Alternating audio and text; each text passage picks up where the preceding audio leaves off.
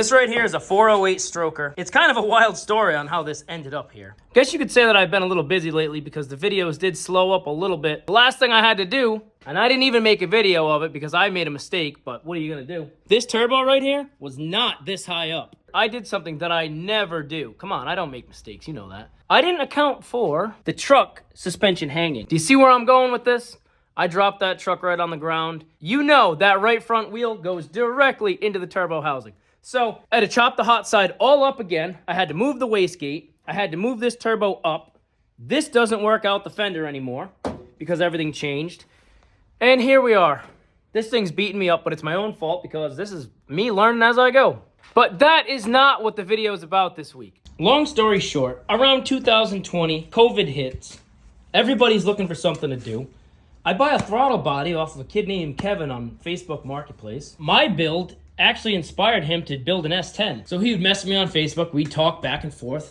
And, a few times he's like, hey, man, I got some questions. You mind if I swing by and come check out the truck? And on the side, he was at home putting together an S10 just like I was. He wanted to go crazy. He didn't want to do a basic LS swap. He wanted to go wild. So he buys a 6.0, sends it out to the machine shop, has everything done to it, drops in Texas Speed 408 stroker kit, forged crank, forged rods, forged pistons.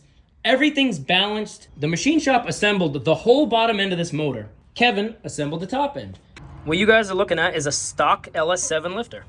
And this is exactly what they should look like, minus a little bit of scoring, or it could just be dirt. But this is what a lifter should look like. Unfortunately, the lifters on this motor, there's about 4 of them that look like this. And there's only one way for this to happen to your LS motor. And I'm about to show you why right now. Okay, if you're not familiar with an LS, these are your lifter bores. If you have a lifter that looks like this, chances are it's not working too well, and you're gonna notice it. So, long story short, you buy a cam kit. It comes complete. And I'm not bashing other companies out there. Because some of these companies I just do not know. So I'm not bashing other companies that carry lifter trays. I want to make that clear. This company, I know for a fact where this tray came from, and I know where this tray came from. The goal of the lifter tray, see these flat spots?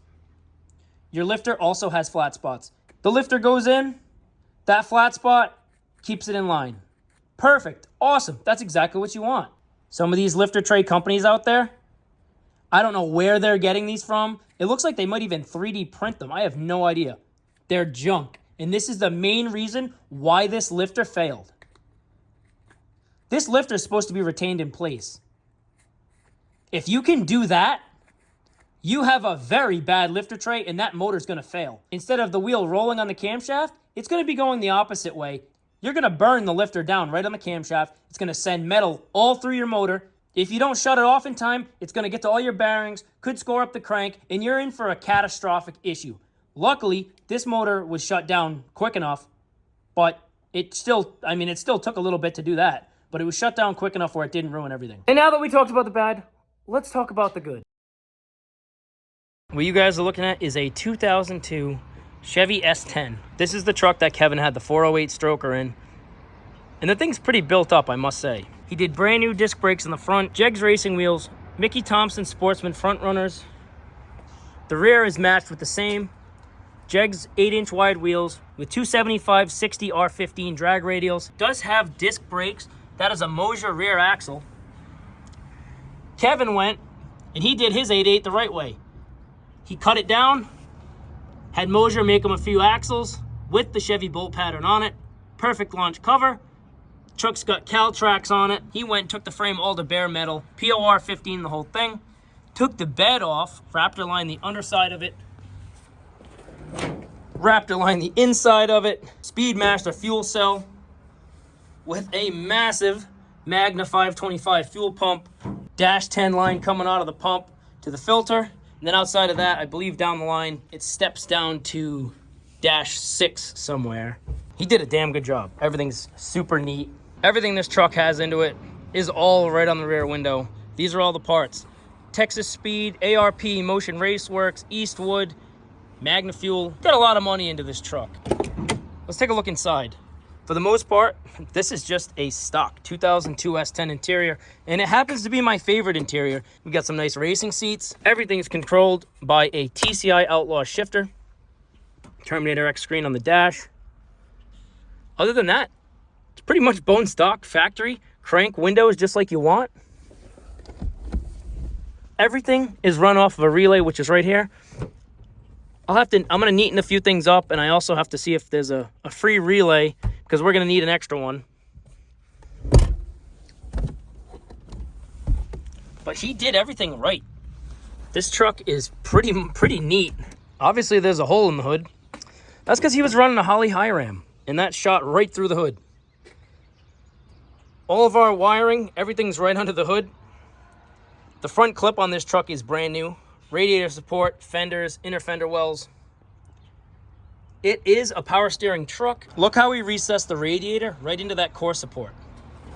That's so clean, it looks like it's from factory. We have a heater delete plate, strange master cylinder with a Willwood adjustable proportioning valve, catch can, power steering. He did notch the cross member like you're supposed to. He was running solid motor mounts. Battery tray still under the hood, everything fit. And the most important part, that is a built turbo 400 with a trans brake. And for what we're gonna be doing with this truck, we've been needing something with a trans brake for a while.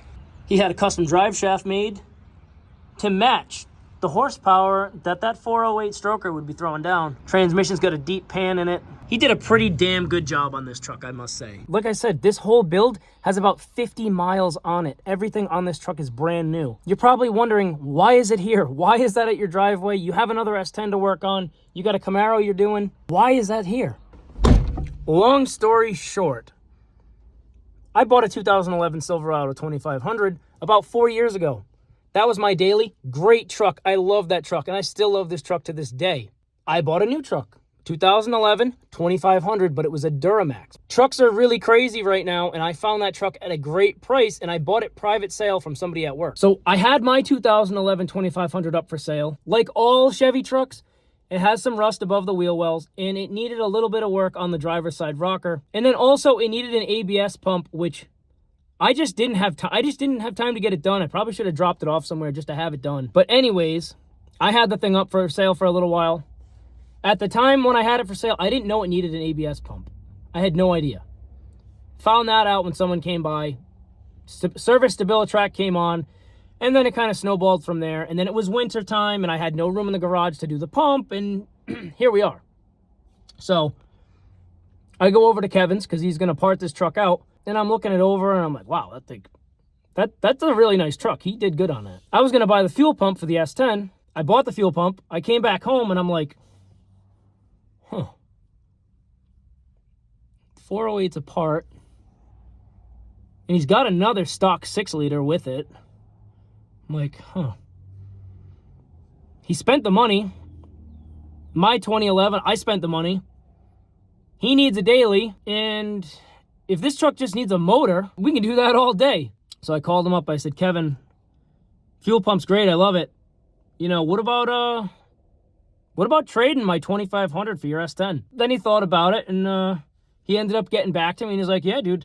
He's like, I could use a spare daily driver in case something goes down on my Duramax. I said, cool. I said, I want to put the truck back together. I want to take it to the track. He was very happy that this truck is going where it is, because I originally inspired him to do the V8 S10. So it's kind of cool that it ended up back here, and it's pretty cool that we're going to toss this thing back together. I'm not going to be able to do the 408 stroker on this yet, but it came with a bone stock 6-liter, and that's pretty much ready to drop in. All I got to do is change the oil pan, so we're going to drop that in. Let's get that truck up and running, the trans brake wired, and let's see how fast we can take this little truck with a bone stock 6-liter. This truck is way overkill for a bone stock 6-liter, but if it's a running motor, I have two choices. We have the 4.8 out of the S10, and we have the 6-liter that he gave us with the motor. So that's what we're going to do.